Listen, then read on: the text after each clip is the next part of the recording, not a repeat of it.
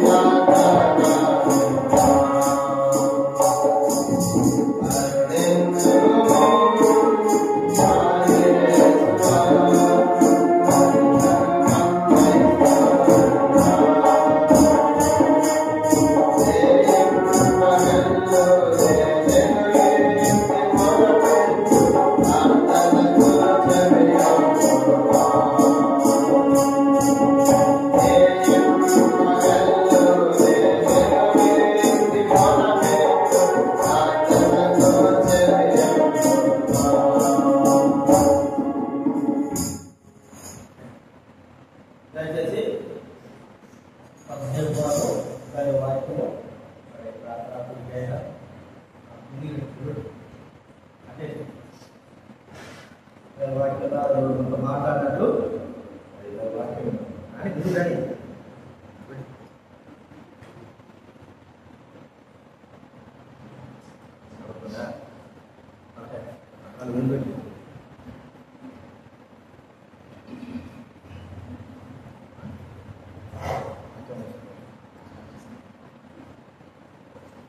ప్రార్థనలకు వెళ్ళకపోవడం మరి ప్రత్యేకంగా మరి 2 దినాలు ఈరోజు కలిపి 3 దినాలు మరి వీవేసి మనం కనుగొంటున్నాం. చిన్నపిల్లల మధ్య ప్రత్యేకమైన క్లాసులు, దేవుని వాక్యము, దానికోసం ప్రార్థనకు వెళ్ళకపోవడము ఒక వాక్యం చదువుకుంటాం. ఫిలిప్పీలకు రాసిన పత్రిక, అపోస్తలుడైన పౌలు ఫిలిప్పీలకు రాసిన పత్రిక 4వ అధ్యాయము. ఫిలిప్పీలకు రాసిన పత్రిక 4వ అధ్యాయం 6వ వచనము మనం చదువుకుంటాం. అపోస్తలుడైన పౌలు ఫిలిప్పీలకు రాసిన పత్రిక 4వ అధ్యాయం 6వ వచనము ఇలాగ రాయబడింది. దేనిని గురించి చింతపడకుడు గాని ప్రతి విషయంలోనూ ప్రార్థన విజ్ఞాపనల చేత కృతజ్ఞతాపూర్వకముగా మీ విన్నపములు దేవునికి తెలియజేయుడి. అపోస్తలుడైన పౌలు సెలవిచ్చే మాట ఫిలిప్పీ సంఘానికి రాస్తూ ఫిలిప్పీ 4వ అధ్యాయం 6వ వచనంలో దేనిని గురించి చింతపడకుడి. దేనిని గురించి అంటే అది చిన్న సమస్య అయినా పెద్ద సమస్య అయినా, నష్టమైన లాభమైన, కీడైనా మేలైన, ఏదైనా సరే తన దేని గురించి కూడా మనము చింతపడకుండా ప్రతి విషయంలో, అది చిన్న విషయమైనా పెద్ద విషయమైనా, లాభమైన నష్టమైన ప్రతి విషయంలో కూడా ప్రార్థనలో విజ్ఞాపనలు చేస్తూ కృతజ్ఞతల ద్వారా దేవునికి మన విన్నపాలు తెలియచేయండి అంటాడు. అప్పుడేం జరుగుతుంది? 7వ వచనం, అప్పుడు సమస్త గమనించిన దేవుని సమాధానం యేసుక్రీస్తు వల్ల మీ హృదయములకు మీ తలంపులకు కావాలి ఉండను. ఈ రాత్రి ఈ వాక్యం నుంచి ఒక చిన్న మాట మీకు జ్ఞాపకం చేయాలని కోరుతున్నాను. ప్రతి విషయంలో ప్రార్థన విజ్ఞాపనము చేయుట, ప్రతి దాని కోసం. కానీ కొన్నిసార్లు మనము పెద్ద సమస్యలు అయితే వాటి కోసం ప్రార్థన చేస్తాం. ఆ చిన్నవైతే పర్వాలేదు, మనమే చూసుకోవచ్చు అనుకుంటాం. కానీ దేవుని యొక్క వాక్యం ఉంటుందంటే ప్రతి దాని కొరకు కూడా ప్రార్థించాలి, ప్రతి స్థలంలో ప్రార్థించాలి అంటాడు. కాబట్టి ప్రతి విధమైన ప్రార్థన చేయాలి అంటాడు. ఈ రాత్రి యేసు ప్రభువారే ప్రతి దాని కోసం ప్రార్థించినట్లుగా ప్రభువారి జీవితం మనకు మాదిరిగా ఉంది. అట్లా యేసు ప్రభువారు ప్రతి దాని కోసం ప్రార్థన సందర్భాలు ఒక 6 సందర్భాలు మీకు జ్ఞాపకం చేయాలని కోరుతున్నాను. వీలైతే 7 సందర్భాలు మనం చూద్దాం. చూడండి, యేసు ప్రభువారు ప్రతి దాని కోసం ప్రార్థించాడు. మొదటి లూకాసు వార్త 3వ అధ్యాయం. మొట్టమొదటిగా ప్రభు యేసు ప్రభువారు ఈ లోకంలో సంపూర్ణమైన మనుషుడిగా వచ్చాడు, సంపూర్ణమైన దేవుడిగా ఉన్నాడు. అలాంటి ప్రభు ఈ లోకంలో ఉన్నప్పుడు ప్రతి దాని కోసం ప్రార్థించాడు. లూకాసు వార్త 3వ అధ్యాయము 21వ వచనం, ఇది మొదటి సంగతి. లూకాసు వార్త 3వ అధ్యాయము 21వ వచనం, ప్రజలందరూ బాప్తిసం పొందినప్పుడు యేసు కూడా బాప్తిసం పొంది ప్రార్థన చేయుచుండగా ఆకాశము తెరవబడి. యేసు వారు బాప్తిస్మ సమయంలో ప్రార్థిస్తూ ఉన్నాడు కనుక బాప్తిస్మ ఏం జరిగింది? ప్రార్థన ద్వారా ఆకాశము తెరవబడింది. కాబట్టి రాత్రి ప్రభువే మనకు మాదిరి కాబట్టి ప్రార్థన ద్వారా మూయబడినవి తెరవబడతాయి. అందుకే ప్రభు అన్నాడు, మీరు వేటిని బంధిస్తారు అవి బంధించబడతాయి, వేటిని విప్పుతారు అవి విప్పబడతాయి. మత్తయి 18వ అధ్యాయంలో ప్రభు చెప్పిన మాట మనం జ్ఞాపకం చేసుకోవాలి. కాబట్టి మొదటి సంగతి యేసు వారు బాప్తిస్మ సమయంలో ప్రార్థించాడు అనేది మొదటి విషయం మనకు అర్థమవుతుంది. రెండవ చూడండి, ప్రభు ప్రార్థించిన రెండో సందర్భము ప్రార్థన కోడి ఘాటు క్లుప్తంగా కొన్ని సంగతులు చేసి ప్రార్థనకు వెళ్దాం. రెండో సందర్భము ఇదే లూకాసు వార్త 5వ అధ్యాయం 16వ వచనం. లూకాసు వార్త 5వ అధ్యాయము 16వ వచనం. లోక 5:16. ఆయన ప్రార్థన చేయుటకు అరణ్యములోనికి వెళ్ళుచుండెను. యేసు వారు ప్రార్థన చేయడానికి ఎక్కడికి పోయినాడంట? అరణ్యములో. ఎందుకు? 15వ వచనం పైన 15 చదువుతాం. అయితే ఆయనను గూర్చిన సమాచారము మరి ఎక్కువగా వ్యాపించింది. బహుజన సమూహములు ఆయన మాట వినుటకును తమ రోగములను కుదుర్చుకున్నటకును కూడి వచ్చుచుండెను. కాబట్టి యేసు ప్రభువు దగ్గరికి బహుజన సమూహాలు వస్తున్నారు. యేసు ప్రభువు వచ్చిన సమాచారం ఆ దేశమంతా ప్రాంతమంతా వ్యాపించింది. ఏమని వ్యాపించింది? ఆయన రోగాలు బాగు చేస్తున్నాడు, రోగాలు కుదుస్తున్నాడు అనేటువంటి సమాచారం వ్యాపించడం ద్వారా బహుజన సమూహాలు ఆయన మాట వినాలని, తమ రోగాలు కుదుర్చుకోవాలని ఆయన ఎందుకు వస్తూ ఉన్నారు. ఇప్పుడు యేసు డైరెక్ట్ స్వస్థత చేయట్లా, ఇక్కడ అనేకులు వస్తున్నారు. కాబట్టి ఇప్పుడు యేసు అరణ్యంలోనికి వెళ్ళి ప్రార్థన చేస్తా ఉన్నారు. ఎందుకు? వాళ్ళు స్వస్థపరిచే శక్తిని పొందాలని. 17వ వచనం ఇది అధ్యాయము లూకాసు వార్త 5వ అధ్యాయం 17వ వచనం చివరి భాగం చూడండి. 17వ వచనం 5వ అధ్యాయము 17వ వచనం చివరి భాగంలో ఆయన స్వస్థపరుచున్నట్లు ప్రభు శక్తి ఆయన ఉండెను. కానీ అరణ్యానికి వెళ్ళి ప్రార్థన చేయడం ప్రభు ఏం పొందాడంట? స్వస్థపరిచే శక్తి. అంటే ఆయన శక్తి లేదా? శక్తి ఉంది. ఆయన సంపూర్ణమైన మానవుడిగా ఉన్నాడు. కాబట్టి ఇప్పుడు సంపూర్ణమైన తండ్రితో ఏకమైన దేవునితో ఆయన ప్రార్థన చేశాడు. ఎందుకంటే అరణ్యానికి వెళ్ళి స్వస్థపరిచే శక్తిని పొందాడు. ఎందుకంటే అనేక మంది వస్తున్నారు. వాళ్ళ రోగాలు బాగు చేయాలి, వాళ్ళు దేని వాళ్ళు ప్రకటించాలి. కాబట్టి స్వస్థతలు చేయడానికి ముందు కూడా యేసు చేశాడు, ప్రార్థన చేశాడు. కాబట్టి ఆయన స్వస్థతలు డైరెక్ట్ గా చేయలేదు కనుక స్వస్థతల ముందు కూడా ప్రార్థన చేసినట్టుగా మనకు జ్ఞాపకం చేయబడుతుంది. ఇది రెండో సందర్భం. ఆ యేసు వారు బాప్తిస్మ సమయంలో ప్రార్థన చేశాడు. రెండవదిగా స్వస్థతల కంటే ముందు కూడా ఆయన ప్రార్థన చేశాడు. మూడో సందర్భం లూకాసు వార్త 6వ అధ్యాయం. మనం అన్ని లూకాసు వార్తలో ఎక్కువ రాయబెట్టి చూద్దాం. లూకాసు వార్త 6వ అధ్యాయము 12 వచ్చిన లూకాసు వార్త 6:12. ఇది మూడో సందర్భం, ప్రభువు వచ్చి ప్రార్థన చేసిన మూడో సందర్భము. లోక 6:12. ఆ దినముల యందు ఆయన ప్రార్థన చేయటకు కొండకు వెళ్ళి దేవుని ప్రార్థించడం రాత్రి గడిపారు. యేసు వారు ఆ దినాల్లో, ఆయన భూమి మీద ఉన్న దినాల్లో కొండకు వెళ్ళి ప్రార్థన చేయడానికి ఎంతసేపు ఉన్నాడంటే ఆయన రాత్రి గడిపారు. అంటే ఇది ఏం ప్రార్థన ఉన్నట్టు? రాత్రంతా ప్రార్థన చేసినట్టు. ఏం ప్రార్థన ఇది? ఆల్ నైట్ ప్రార్థన, సంపూర్ణ రాత్రి ప్రార్థన. ఎంతమంది? యేసు వారు ఒక్కడే. చూడ మనకి ఒక్కడు రాత్రంతా ప్రార్థన చేసిన వాళ్ళు ఎక్కడ ఉన్నారా? రాత్రంతా కష్టం కదా. మన సమాజంకి వస్తే కొంతమంది ప్రార్థన చేసి పడుకుంటూ ఉంటారు. ఇంకా నా వంత అయిపోయినట్టు ఆ హిందువులకి ఇంకా గుర్తుకు తిరిగి తగ్గ మనకి అటువంటి వెళ్ళిపోయినట్టుగా మన దగ్గర కూడా ఎవరు ప్రార్థనలు చేస్తే పడుకుంటారు. ప్రభు అని ఇప్పుడు ప్రశ్న ఏంటంటే, ప్రభుకి రాత్రంతా ప్రార్థన చేయాల్సినంత భారం ఏముంది ఆయనకి? ఆయన అంత సమస్య ఏముంది? అంత కష్టం ఏమొచ్చింది? మనం ఇప్పుడు రాత్రంతా ప్రార్థన చేస్తాం మందిరానికి వచ్చంటే ఏమైనా దయ్యం పట్టింది అనుకోండి, నిద్ర కూడా ఏం చేస్తారు? మందిరానికి పదండి, అక్కడైతే బాగుంటుంది నెమ్మదిగా. ఇందాక వచ్చారు దైవసేవ ఇంటికి వెళ్ళి వస్తా ఉంటే అక్కడ వాళ్ళు అంటున్నారంట, అయ్యా మీరు ఖాళీ చేయొద్దు మా ఇల్లు, మీరుంటే మాకు అన్ని ఏమొచ్చింది ఆశీర్వాదాలు, కాబట్టి మీరు ఉన్నట్టు ఖాళీ చేయొద్దు అంటున్నారంట. కాబట్టి ఇప్పుడు యేసు రాత్రంతా ప్రార్థన చేయాల్సినంత సమస్య యేసు వాళ్ళకి ఏమీ లేదు భూలోకంలో, కానీ ఆయన రాత్రంతా ప్రార్థన చేస్తున్నాడు. మనం ఇప్పుడు ప్రార్థన చేస్తాం రాత్రి అంతా. బైబిల్లో కానీ ప్రార్థన చేశాడు. ఆదికాండ 32:24లో యాకోబు ఒక్కడు మిగిలిపోయినాడు. ఎందుకంటే ఏశాకు అన్ని చంపాలనుకుంటున్నాడు, కానీ ఆయన వస్తాడు కాబట్టి ప్రాణ భయం ఉంది కాబట్టి రాత్రంతా ప్రార్థనలో ఉన్నాడు. నిద్రపోకుండా బిక్కుమంట భయంతో ఉన్నాడు. మనకు కూడా అలాంటి ఆ పీకల దాకా వచ్చి సమస్య వచ్చినప్పుడు అప్పుడు మనం ప్రార్థన చేస్తాం కానీ రాత్రి అంతా లేకుండా మనం ప్రార్థన గడపం. అది తలంపోయిందండి. మూడవదిగా మరి యేసు వారికి ఏమంత సమస్య వచ్చిందని రాత్రంతా ప్రార్థన చేశాడు. ఎంత పెద్ద పని చేయబోతాడు చూడండి 13వ వచనం కింద. ఎందుకంటే రాత్రంతా ప్రార్థన చేశాడంటే లూకాసు వార్త 6వ అధ్యాయము 12-13 వచనాలు చదువుకుంటా. 12-13 వచనాలు. ఆ దినమలి ఆయన ప్రార్థన చేయడం కొండకు వెళ్ళి దేవుని ప్రార్థించేందు రాత్రి గడిపాను. 13వ వచనం చూడండి. గడిపేం చేశాడంట?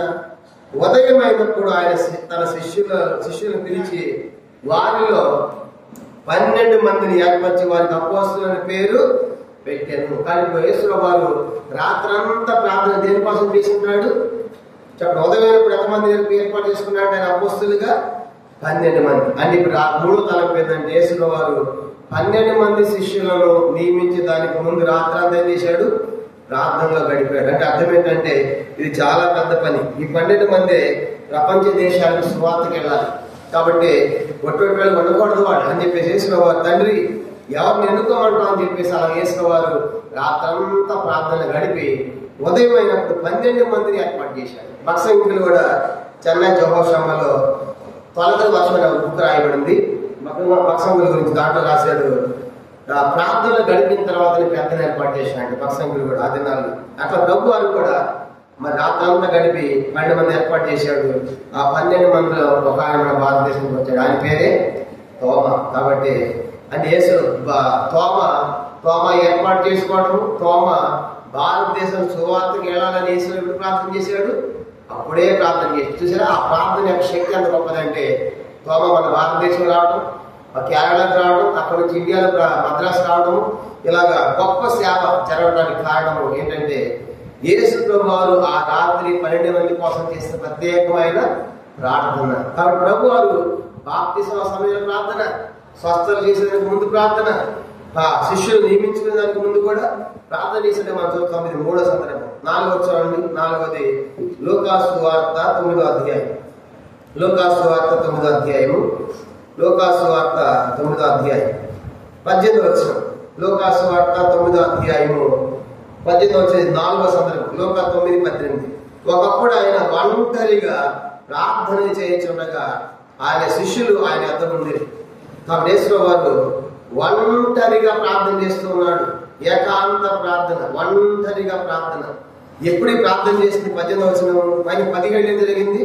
పైన 17వ వచనం 9-17 వారందరూ తృప్తి పొందిన తర్వాత మిగిలిన మొక్కలు 12 గంపళ్ళు ఎత్తిరి. అంటే 5 రొట్టెలు 2 చిన్న చేపలు అద్భుతం ప్రభు చేసి 5,000 మంది పంచిపెట్టిన తర్వాత అద్భుతానికి ముందు ప్రార్థన చేశాడు. ఆయన చేతిలో తీసుకుని కృతజ్ఞతాస్తుతులు చెల్లించి విరిచి వాడికి ఇచ్చాడు. వాడి తర్వాత మిగిలిన. అందుకే పౌలు ఏమని రాశాడు? మనం ప్రతి దాని కోసం ప్రార్థన, విజ్ఞాపన, కృతజ్ఞతతో దేవునికి కృతజ్ఞతాస్తుతులు చెల్లించాలి.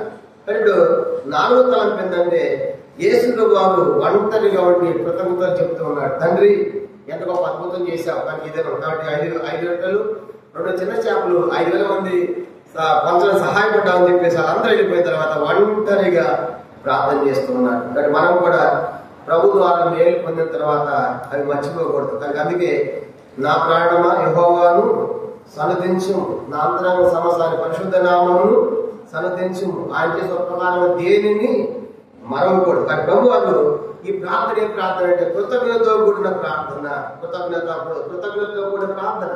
పొందిన అద్భుతాన్ని బట్టి తండ్రికి ఆయన కృతజ్ఞతాస్తుతులు చెల్లిస్తూ ఉన్నాడు. ఇది 4వ ప్రాముఖ్యమైన.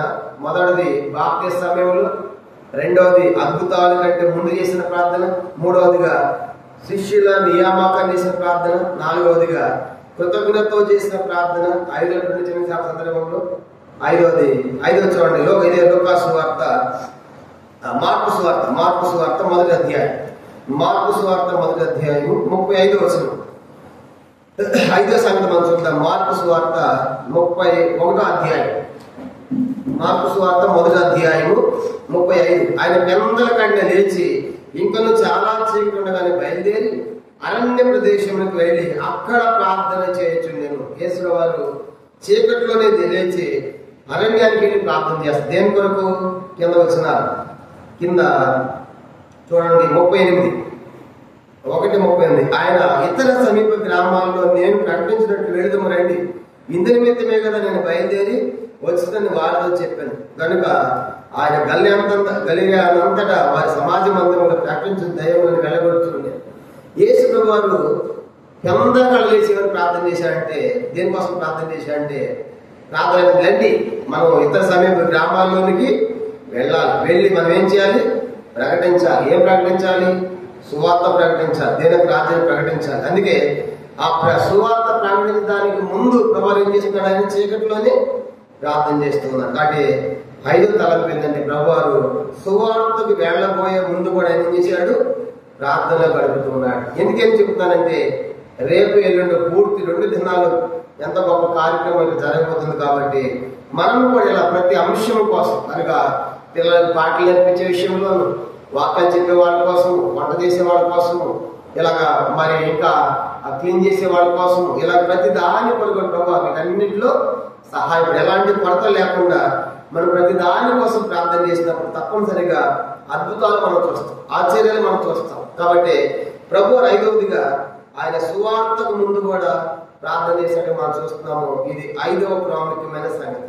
6వ చూడండి ఆయన ఎప్పుడు ప్రార్థన చేస్తున్నాడు, దేనికోసం? 6వది లూకాసు వార్త 22వ అధ్యాయం, లూకాసు వార్త 22వ అధ్యాయము 40వ వచనం. లూకాసు వార్త 22వ అధ్యాయము 40వ వచనం, 22-40. ఇది 6వ సంగతి. ఆ చోటు చేరి ఆయన వారితో మీరు శోధనలో ప్రవేశించుకున్నట్లు ప్రార్థన చేయడని చెప్పి వారి ఎదురు నుండి రాత్రి దూరం వెళ్ళి మోకాళ్ళుని 42 తండ్రి ఈ గిన్నె నా ఎదురు తొలగించుటకు నీ చిత్తం అయితే తొలగించుము, ఆయనను నా ఇష్టము కాదు నీ చిత్తమే సిద్ధించుగాకని ప్రార్థించను. కానీ యేసు ప్రభు కొన్ని గంటల్లో శిలువకు అప్పగించబడబోతున్నాడు. కొన్ని గంటల్లో శిలువకి వెళ్ళబోతున్నాను అని తెలిసి ఆయన దేంట్లో గడుపుతున్నాడు? ప్రార్థనలు. అంటే 6వది ఏంటంటే ఆయన శ్రమల్లో వెళ్ళబోయే ముందు కూడా, శ్రమల్లో పాలు పొందబోయే ముందు కూడా దేంట్లో గడుపుతున్నాడు? ఆయన ప్రార్థనలు. కాబట్టి శ్రమల్లో కూడా ఏంటి శ్రమ? అది ఆ గిన్నె చూస్తూ ఉంటే ఆ గిన్నెలన్నీ కనబడతా ఉంది. ముందుకెళ్ళి పెట్టేది, భూమి వేసేది, గుద్దేది, వీడ్చుకుని పోయేది, సిలువు మోయించేది కనబడుతుంది.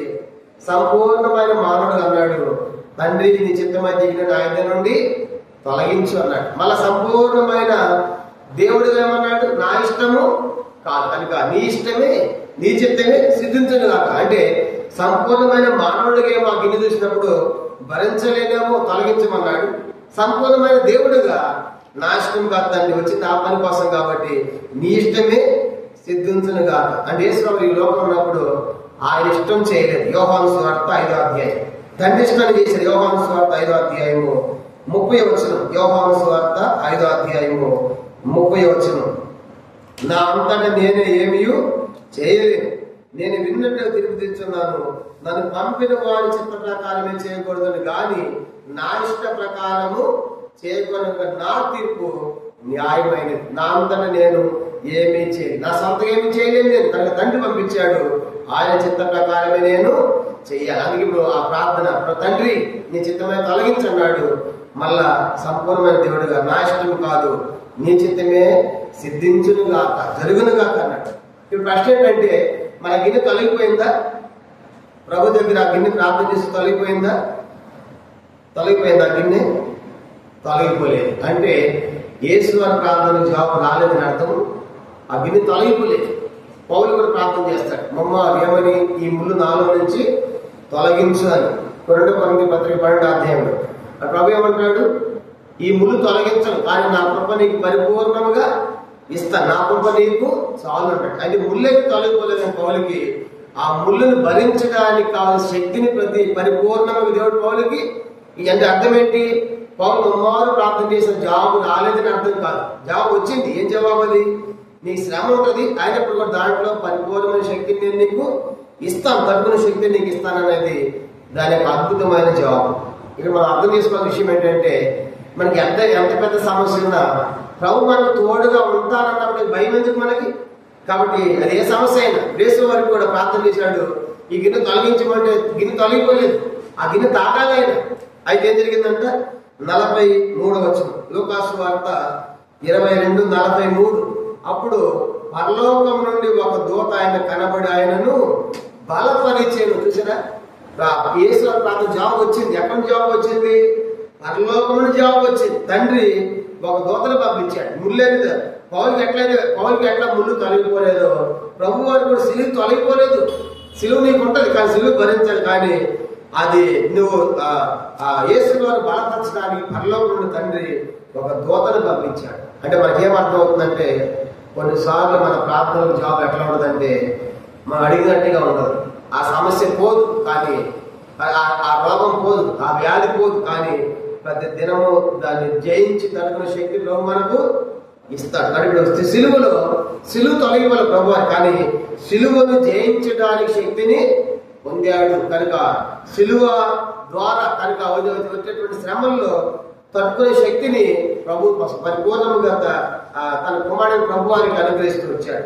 కాబట్టి మనకి ఏం జ్ఞాపకం చేయబడుతుందంటే, మన ప్రార్థనలు కూడా కొన్నిసార్లు ఏంటి సమస్య, ముళ్ళు పోవటం లేదు అని ఎప్పుడు అనుకోకూడదు. ఆ ముళ్ళు ఎప్పుడూ ఉంటుంది. పౌలు అన్నాడు కదా, ఈ ముళ్ళు నేను తొలగించను, కానీ ఈ ముళ్ళు ఎంత నీకు ముళ్ళు ఉంటుందో అంత పరిపూర్ణమైన శక్తిని నేను నీకు ఇస్తాను. అప్పుడు పౌలు అంటాడు, 3 ముళ్ళు అనుకోవా, ఇంకా 3 ముళ్ళు పెట్టంటాడు. ఎందుకు? పరిపూర్ణమైన శక్తి పొందాలంటే ఏమన్నాలంటే మనకి ముళ్ళు, కనుక ఆ ముళ్ళు ఉంటేనే పరిపూర్ణమైన శక్తి. అలా పరిపూర్ణమైన శక్తి కాదు ముళ్ళు ఉన్నప్పుడు అట్లా నాకు 3 ముళ్ళు పెట్టుకో అని అంటాడు పౌలు. అంటే అట్లా ప్రభు వారు కూడా సిలువ తొలగిపోలేదు, కానీ సిలువను జయించే శక్తిని ప్రభు వారు పొందాడు. కాబట్టి పరలోకంలో దూత కూడా దిగింది, ప్రార్థన జవాబు వచ్చింది. కాబట్టి ఇలా ప్రభు వారు యేసు వారు ప్రతి దాని కోసం కూడా ప్రార్థన చేశారు. చెప్పండి, మొదటిది ఏంటి? బాప్తిస్మం చేసిన ప్రార్థన. రెండవదిగా అద్భుతాలు స్వస్థతలకు చేసిన దానికంటే ముందు చేసిన ప్రార్థన. మూడవదిగా శిష్యుల నియమించేటప్పుడు ముందుగా చేసిన ప్రార్థన. నాలుగవది అద్భుతం చేసిన తర్వాత కృతజ్ఞతతో చేసినటువంటి ప్రార్థన.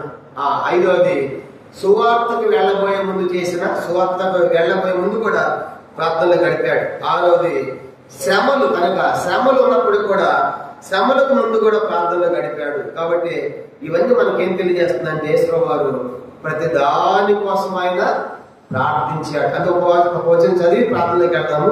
హెబ్రీ పత్రిక చాలా ప్రాముఖ్యమైనది ఈ మాట. హెబ్రీ పత్రిక 5వ అధ్యాయం ఆ మాట చదువుకుని మనం ముగిస్తాం. హెబ్రీ పత్రిక 5వ అధ్యాయము 7వ వచనం. ఆయన ఈ లోకంలో కూడా చేసిన ప్రార్థన. హెబ్రీ రాసిన పత్రిక 5వ అధ్యాయం 7వ వచనం. శరీరధారి అయిన దినముల్లో మహారోదనముతోను కన్యలతోనూ తను మానవులను రక్షింపగలవానికి ప్రార్థనలను యాచనలను సమర్పించి భయభక్తులు కలిగి ఉన్నందున ఆయన అంగీకరింపబడు. యేసు వారు శరీరధారిగా మనలా భూలోక దినాల్లో ఆయన కన్యలతో మహారోదనముతో ఆయన ప్రార్థన చేశాడు. కాబట్టి దేనికోసము? ప్రతి దాని కోసం. భక్తులు కూడా ప్రతి దాని కోసం ప్రార్థిస్తూ వచ్చాడు. కాబట్టి రాత్రి మన ప్రార్థన ఏంటంటే జరగబోయేటువంటి VBS వరకు, ముందున్న దినాల వరకు వాటర్ సఫిషియెంట్ గా, కరెంట్ ప్రాబ్లం లేకుండా, చిన్నపిల్లలకి ఆహార కొరత లేకుండా, అనారోగ్యం ఎవరు పాలు కాకుండా, వంట చేసే వాళ్ళ కోసము, రావాల్సిన పిల్లల కోసము, ట్రాన్స్పోర్ట్ కోసము, క్లీన్ చేయటం, ఇలాగ ఎన్నో పనులు ఉన్నాయి. కనుక వీటన్నిటి ప్రతి దాని కోసం మనము ప్రార్థన చేసి దేవుడు తప్పనిసరిగా అద్భుతం చూస్తాం. ఎందుకంటే యేసు పిల్లలకి చాలా ప్రాముఖ్యత ఇచ్చాడు. ఒక మాట చదువు చివరిగా మత్తయి సువార్త చూడండి. యేసు చిన్నపిల్లలకి ఇచ్చినటువంటి చిన్నపిల్లల గురించి ఆయన చెప్పిన 5 సార్లు చెప్పాడు. పెద్ద అధ్యాయం ఇది. మత్తయి సువార్త 18వ అధ్యాయంలో 5 సార్లు ప్రభు గురించి చిన్నపిల్లలకు చెప్పాడు. మత్తయి సువార్త 18వ అధ్యాయము 4వ వచనం. మత్తయి సువార్త 18:4.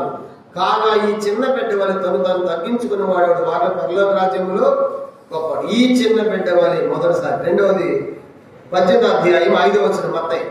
మరి ఈలాంటి బిడ్డను నాపైన చేర్చుకున్నవాడు నన్ను చేర్చుకొను. రెండవసారి. మూడవది 6వ వచనం. నా యందు విశ్వాసం ఉంచు ఈ చిన్నవారిలో. మూడవసారి. నాలుగవది 10వ వచనం. ఈ చిన్నవారిలో ఒకరినైనా ధృవీకరింపకుండా చూసుకొనుడి. కనుక ఇది 4వసారి. 5వది ఆఖరిది 14వ వచనం. అలాగే పరలోకమందు అలాగనే ఈ చిన్నవారిలో ఒకడే నశించిన పరలోకమందు తండ్రి చిత్తము. చిన్నవారికి ఎంత గొప్ప ఆదరించాడు ప్రభువారు. ఈ చిన్నవారిని చేర్చుకోండి, ఈ చిన్నవారి వల్ల ఉండండి, ఈ చిన్నవారికి దూతలు ఉన్నారు, చిన్నవారు ఒక్కరు నశించకూడదు. ప్రభువారు చిన్నపిల్లలకు చెప్పినటువంటి పెద్ద అధ్యాయం ఇది.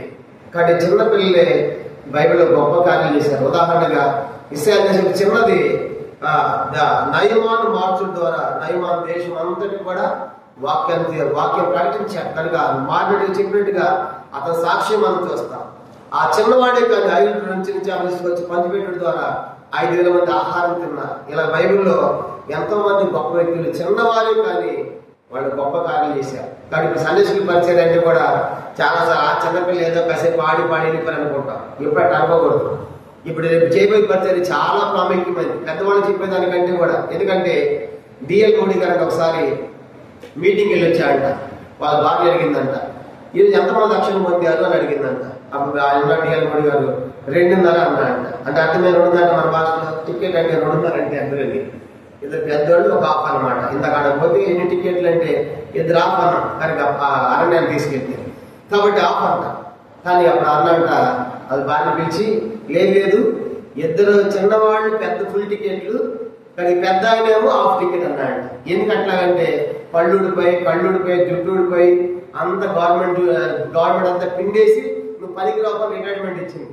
ఇప్పుడు వచ్చి ఏం చేస్తారు? కనుక అలాంటి వాళ్ళ నేనే సేవ చేసుకుంటారు అని చిన్నపిల్లలు చెప్పిన వాళ్ళు ఏంటి ఇప్పుడు వాళ్ళు ఫ్రెష్ గా ఉన్నారు. కనుక వాళ్ళకి కావాలి. కాబట్టి వీళ్ళు ఫుల్ టికెట్లు. కాబట్టి ఎవరు చిన్నపిల్లలు ఫుల్ టికెట్లు, పెద్దవాళ్ళంతా హాఫ్ టికెట్లు. కనుక ఒక కాలు అధికమైన తప్ప మీద ఒక కాలు సమాధిలో ఉంటుంది.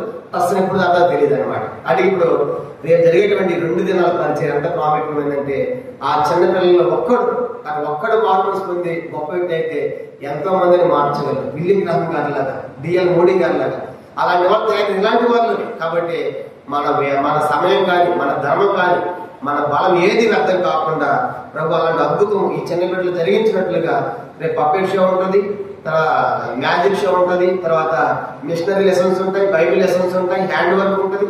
వీటన్నిటి ప్రభు వేటి ద్వారా ఎవరు పట్టుకుంటారో మనకు తెలియదు. కాబట్టి వాళ్ళ చిన్న బిడ్డలను మనం చదువుకున్న 5 విషయాల్లో ఒక్కరు నశించిన మీకు అన్ని చెప్తాము కాదు. కాబట్టి అలా రేపు రాబోయే చిన్న బిడ్డల కొరకు కూడా ప్రత్యేకంగా మనం ప్రార్థన చేస్తాం. ప్రభు ఈ వాక్యాన్ని దీవించిన కాక ఆమేన్. Thank you. దయచేసి ప్రార్థన చేసుకుందాము. 2 నిమిషాలు కరెక్ట్ 9 గంటల వరకు ప్రార్థన చేసుకుందాం. రేపు జరిగే పరీక్షల కొరకు రేపు